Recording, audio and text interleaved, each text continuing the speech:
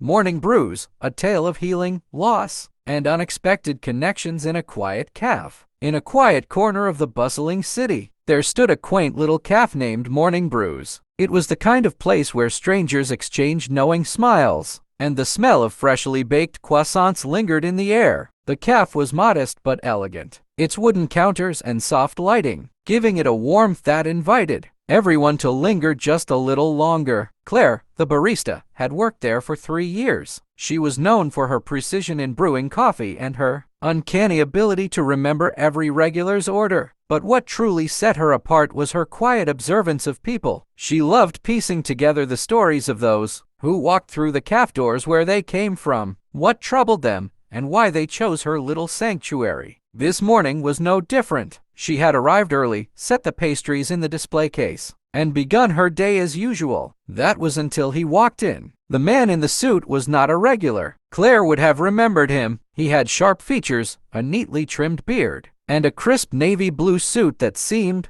almost out of place in the cafe's laid-back ambience. He walked in hesitantly, glancing around as if unsure he belonged. But something about him caught Claire's attention, perhaps the tension in his shoulders or the way he clenched his jaw. He sat at the counter, pulling out his phone and scrolling absently. Claire approached him with her usual cheerful demeanor. "Good morning. What can I get for you?" she asked, her voice light but professional. The man looked up, startled, as if her question had pulled him out of a deep reverie. He hesitated before answering. "Just a black coffee, please." Claire nodded and began preparing his order. As she worked, she stole quick glances at him. There was a heaviness in his eyes, a kind of quiet grief he was trying to mask. She didn't pry, she never did, but her curiosity lingered. When she placed the coffee in front of him, he offered a polite thank you and returned to staring at his phone. For a while, the cafe's usual hum enveloped them both. The soft chatter of other customers, the hiss of the espresso machine, the faint clink of ceramic cups. It was all background noise to whatever storm was brewing in his mind. But then, something unexpected happened. The man sighed, set his phone down, and looked directly at Claire. "Do you ever feel like you're running out of time?" he asked suddenly, his voice low and almost pleading.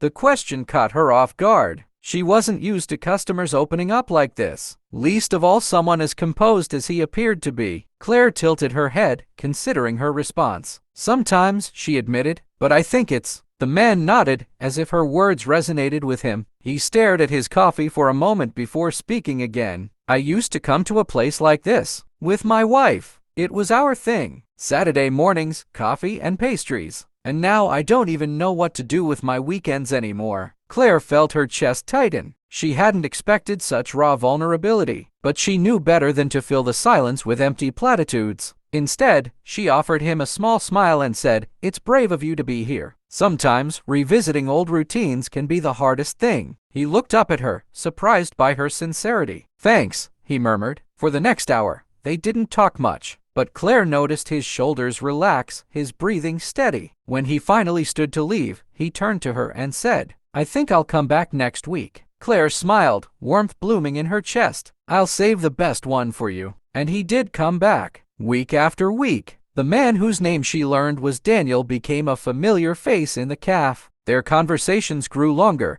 and Claire began to look forward to his visits. Slowly, the weight in his eyes lifted, replaced by a quiet gratitude. What neither of them realized was that they were healing each other. Daniel found comfort in their conversations, a reminder that life still held small joys even in the wake of loss. And Claire, who had always been an observer of stories, found herself stepping into one of her own. Months later, on a sunny Saturday morning, Daniel walked into the café with a new energy about him. He approached the counter, holding something behind his back. Claire raised an eyebrow, curious. "I brought something for you," he said, producing a small potted plant, a lush green fern. "For your counter. I noticed you like plants." Claire laughed softly, touched by the gesture. "It's perfect. Thank you." As she placed the plant on the counter, Daniel lingered, his gaze soft. "You've made this place feel like home again," he said quietly. "I just thought you should know." Claire felt a lump rise in her throat, but she managed a smile. "That's the nicest thing anyone's said to me in a long time." The café continued to buzz around them, but for a moment, it felt like they were the only two people in the room. And in that moment, Claire realized something. Sometimes, The most meaningful connections come from the most unexpected places. And so, life continued. Morning Brews remained a haven for the city's wanderers, dreamers, and the broken-hearted. But for Claire and Daniel, it became